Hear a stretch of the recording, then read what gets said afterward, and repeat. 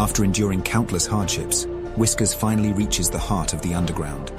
Here, he discovers the source of the creature's discontent and understands the need for harmony. Whiskers, with wisdom gained from his journey, hatches a plan to bring peace between the mischievous creatures and the humans, uniting both worlds in harmony. Whiskers executes his plan, bridging the gap between the two worlds and paving the way for a new era of understanding, cooperation, and coexistence. With peace restored and trouble eradicated, Whiskers and his human friends rejoice in a peaceful and trouble-free cityscape, forever grateful for Whiskers' underground adventure.